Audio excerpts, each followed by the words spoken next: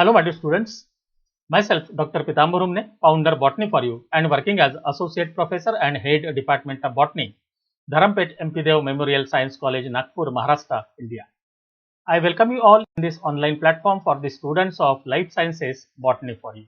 Friends, if you are new or not yet subscribed our YouTube channel, then kindly like, share and subscribe our YouTube channel and also press bell icon for the alerts of every lecture to be uploaded on different life sciences titles. If you want to associate with us through the Telegram group, then the link is given in the description. Through that, you can join the Telegram group and take the advantage of the different career opportunities in life sciences in India and abroad, as well as the different literatures in PDF formats. Friends, in our last lectures, we have completed the 12 different lectures on the plant physiology and the 2 lectures on MCQs in plant physiology. On the basis of the last 2 lectures, that is absorption of mineral salts and the mineral nutrition, today we are going to see the different MCQs based questions. So let's see the different 45 MCQ type of the questions based on absorption of mineral salts and mineral nutrition. Number 1, which of the following parts of root is involved in absorption?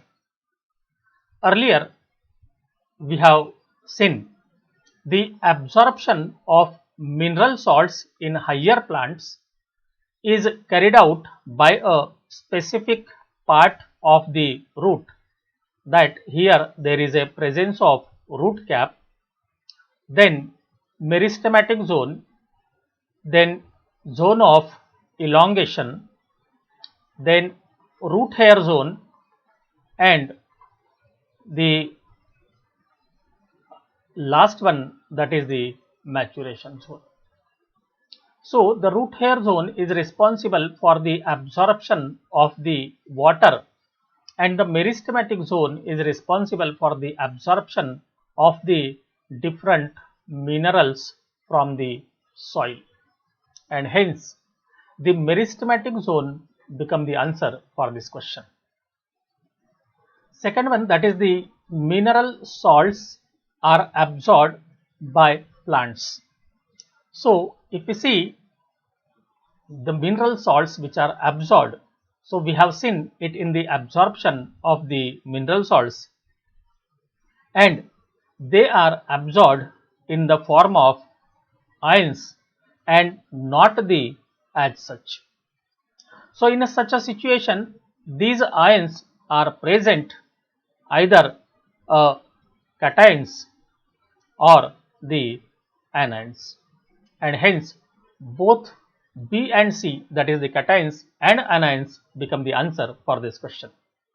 Then first step in absorption of mineral salts by plants is, so if you see the different conditions, earlier we have seen that the active absorption of the minerals and the passive absorption of the minerals, but such type of the active and the passive absorption of the minerals is not given here in the question, and hence we can't write the diffusion in such a type of the question. So the best one method, or the first method which is to be used in absorption of the mineral, become ion exchange methods. So that is, earlier we have seen that the hydrogen ions are expelled out of the cell, and in place of that there is a exchange of the potassium ions. Then metabolic energy is required in, earlier we have seen that the active absorption and second one is the passive absorption. The passive absorption is the simple diffusion of the mineral salts from the soil to the plant body, while there is a necessity of the expenditure of the energy in the form of the ATP molecules, and hence the active absorption require the energy for the absorption. Then according to contact exchange theory, the ions absorbed on root surface can be exchanged with. We have seen earlier there is a proton and which is exchanged with the potassium ion. So in such a cases, here the sign of these ions is same, and hence similarly charged ions absorbed on clay micelis. Then when the plant is transferred from water to a salt solution, the rate of respiration increases, because the absorption of the minerals or the active absorption of the minerals increases, and such a type of the respiration is known as the salt respiration that we have already discussed in our earlier class. Transport of ions through channels is always. So we have seen the simple diffusion, and the second one is facilitated type of the diffusion, and this facilitated type of the diffusion is carried out through the protein channel, and both these types are the examples of a passive absorption of the mineral salts, and hence A, that is the passive absorption, become the answer for this question. If cell contains certain fixed cations in it and is placed in a salt solution containing cations and anions, then Donon's equilibrium will result in. Earlier in Donon's equilibrium, we have seen if there is a fixed cations, then there is absorption of the opposite sign, that is the anions, and hence the accumulation of anions inside the cell will be there, so that it can reach the equilibrium, and hence it is known as the Donon's equilibrium. The mineral salts, after being absorbed by epidermal cells of root, are transported to xylem by. We have seen in the absorption of the water, there is a absorption of the water in a different manner, that is in a apoplastic pathway, that is through the lumen, symplastic pathway through the plasmodesmata, and the transmembrane pathway, that is through the plasma membrane. So all these three methods are also used for the transport of the water, and once the minerals are absorbed by the plant, then they are translocated through the water also, and hence all the above become the answer for this question. Then facilitated diffusion of solids through transporter proteins across the membrane is. If we see the facilitated of the diffusion through the transporter protein across the membrane, then such a type of the diffusion is known as passive transport process, and hence A is the answer for this question. Then which of the following ions can diffuse both outward and inward through channels across the membrane in plants? So you should remember the potassium ions diffuse outward and inward through the channel across the membrane in plants. In primary active transport, the energy required comes chiefly from, earlier we have seen, the active transport or the against the concentration gradient. When the mineral salts are absorbed, there is need of the ATP molecules or the metabolic energy, and hence this energy during the primary active transport comes from the hydrolysis of the ATP molecules. Then which of the following mineral elements is less soluble and comparatively immobile in soil? So when we are talking about the comparison in between the phosphorus, potassium and nitrogen, so the phosphorus is immobile as compared to the potassium and the nitrogen. The phenomena wherein an iron species present in excess in the nutrient medium may depress the uptake of another iron species has been called as. So earlier we have seen this is known as the ion antagonism. Even certain poisonous compounds, when are absorbed, then they are solubilized or neutralized by the certain elements which are present in the plant body, and that is also known as the antagonism effect. Secondary active transport of the solids utilizes energy. We should remember the primary transport and the secondary transport. In a primary transport, there is a utilization of energy from the hydrolysis of ATP, while during secondary active transport of the solids, it uses the energy stored in proton electrochemical potential gradient, and hence B is the correct answer for this question. Then which of the following elements are not major elements? So see now, the carbon, hydrogen, oxygen are the major elements, then nitrogen, phosphorus and potassium major elements, calcium, sulfur and magnesium major elements, then iron, zinc and molybdenum, these are the minor elements. So the D is the correct answer for this question, as these are not the major elements. Then which of the following elements are tracer element?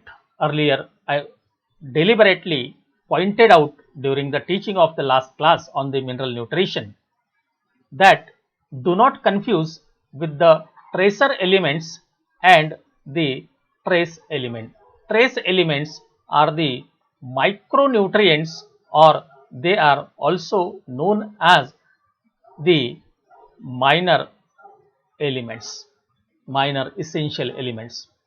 So the tracer elements are those elements which are the isotopes or the radioactive compounds, and hence here out of these the carbon 14, N15 and oxygen 18, these are the radioactive compounds or the isotopes of the carbon, nitrogen and oxygen respectively, and hence it is the correct answer, as these are used as a tracer element to know the location or the path of the different compounds in the metabolic processes.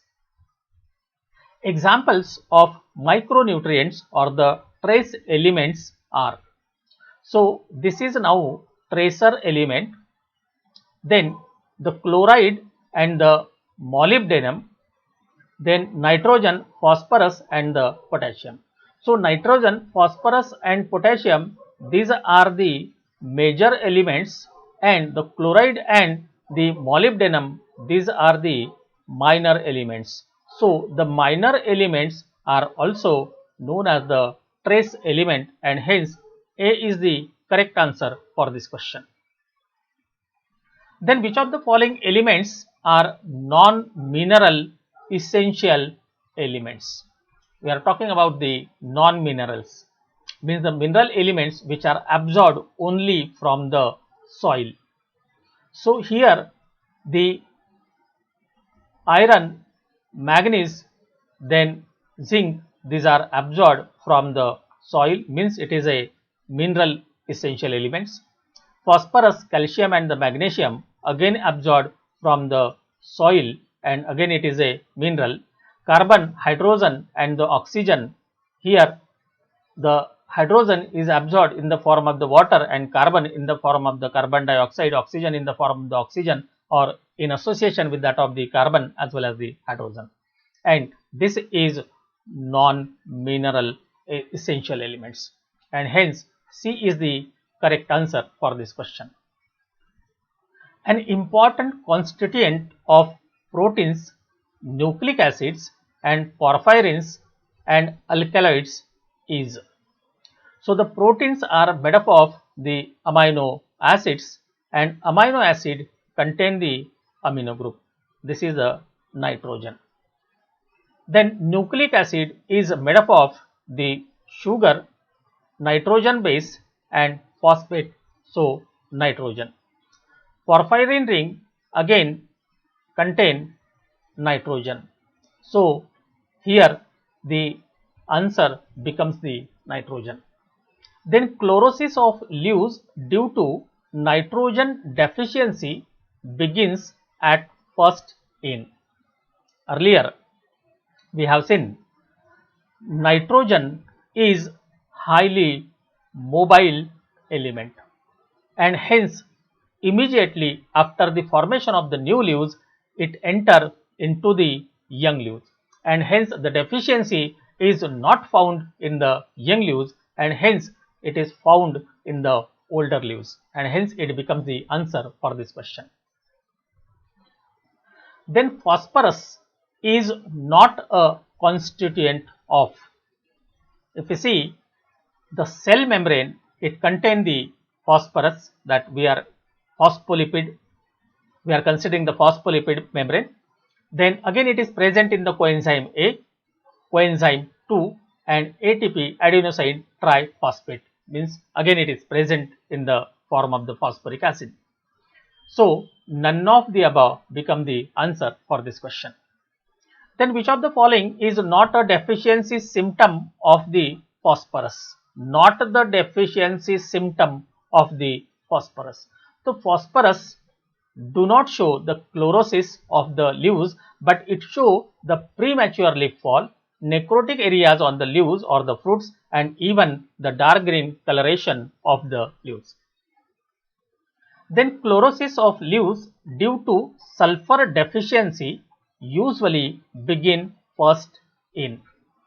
So when we are talking about the sulfur, so sulfur is somewhat immobile element and hence after formation of the young leaves it do not present in it, and hence it is found deficient in the newly formed leaves, that is the young leaves.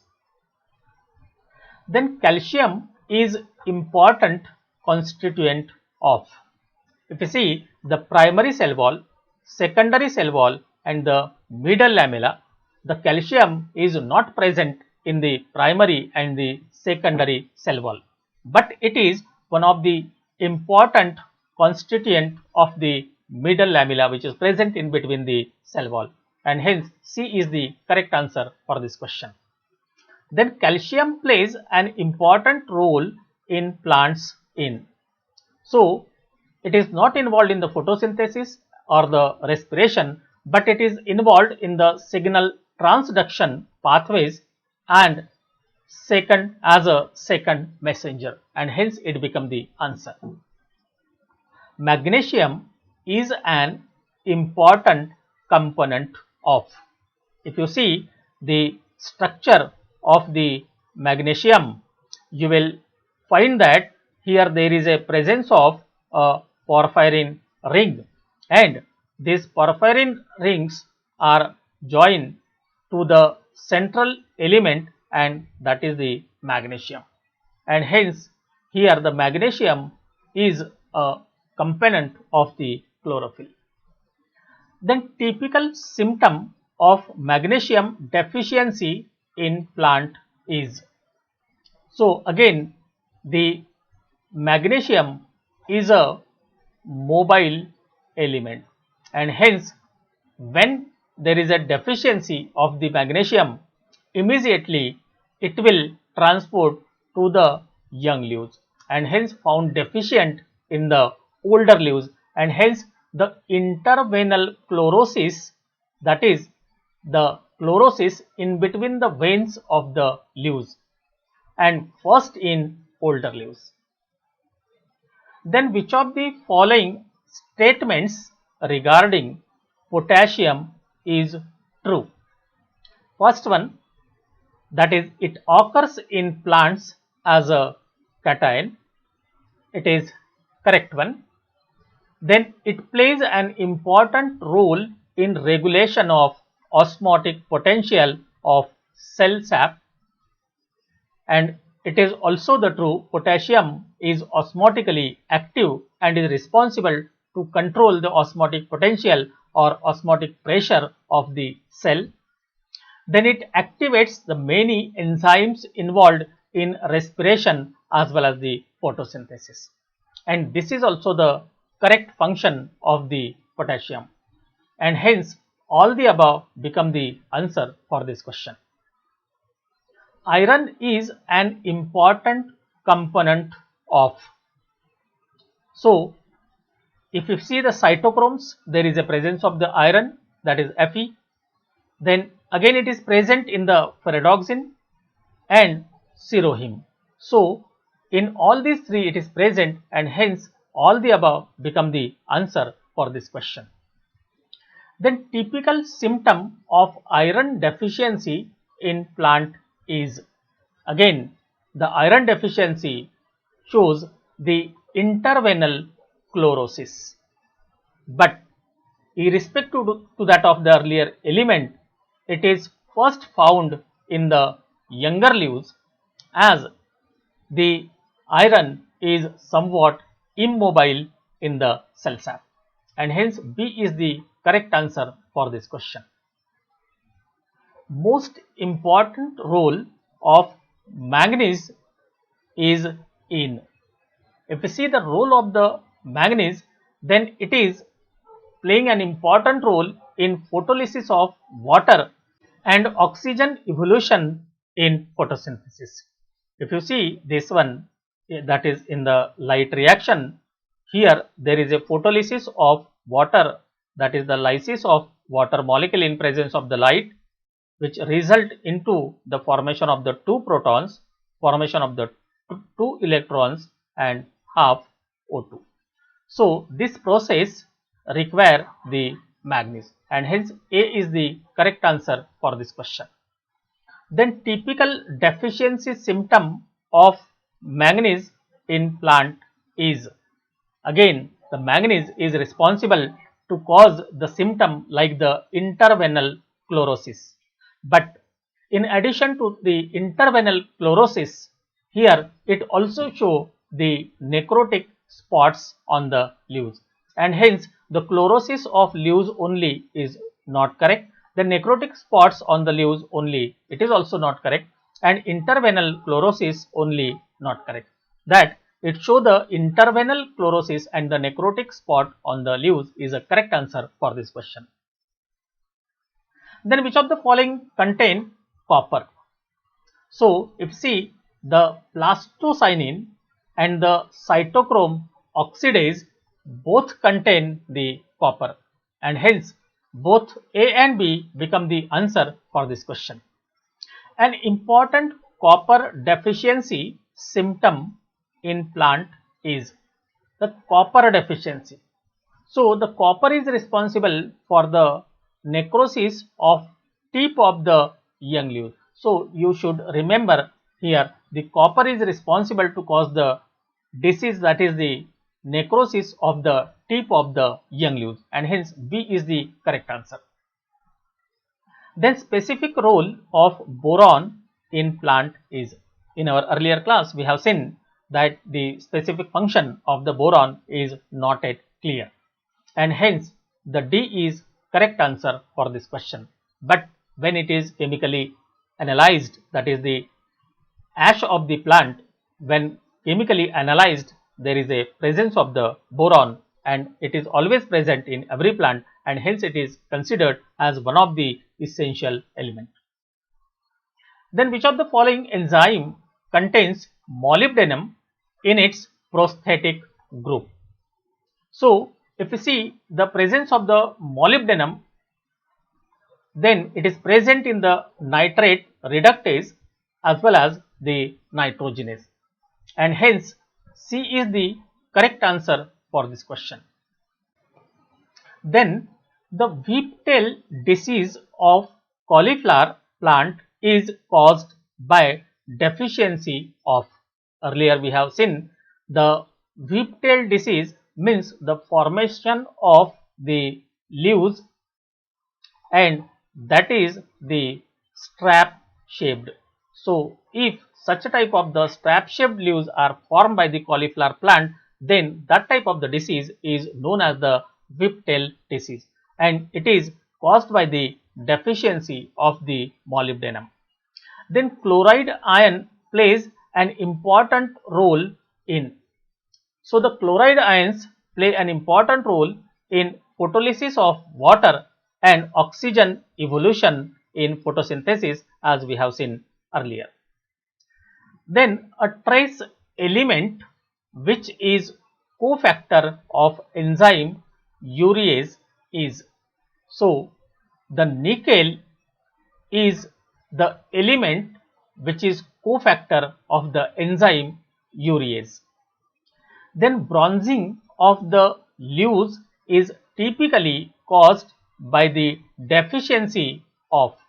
So the bronzing of leaves is characterized by the deficiency of the chloride ion. Then the nickel deficiency in plant result in. Again here the deficiency of the nickel is forming the necrosis of the leaf tip, and hence A is the correct answer for this question. Then match the following pairs.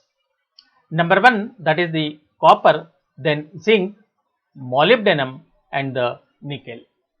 So the copper is responsible to form the dieback disease of the citrus as well as the other fruit plants, in which some of the branches are getting dry. Then deficiency of the zinc result into the symptom of the mottled leaf. Then molybdenum, just we have seen earlier in the earlier question, and that is it causes the disease, that is the whiptail disease, and the nickel forming the leaf tip necrosis. Then again match the following pairs. Number 1, that is nitrogen, then magnesium, sulfur and phosphorus, and in the second column we have the different components of which these elements are the constituents. So the nitrogen is a component, that is nucleic acid, because the nitrogen is present in the nitrogen bases and is responsible for the formation of the nucleic acid. Then magnesium is used for the formation of the chlorophyll, or it is constituent of the chlorophyll. Then sulfur present in the amino acid like the cysteine, and the phosphorus is the component of the ATP molecule. Then the last one, that is which of the following elements are important constituent of chlorophylls. Earlier we have seen that the magnesium is present in the center of the porphyrin ring, and the nitrogen is present in the porphyrin ring, and hence the magnesium and nitrogen both are present, and hence C, that is the both A and B become the answer for this question. Friends, I am very much hopeful and confident that all these questions which are discussed here in this lecture will be helpful to you in preparation of your examinations for UG, PG as well as the different competitive examinations in the life sciences. Thank you very much for watching this lecture completely. If you like this lecture and if it is useful to you, then kindly like, share and subscribe our YouTube channel Botany for You. And also press bell icon for the alerts of every lecture to be uploaded on different life sciences titles. Thanks a lot once again.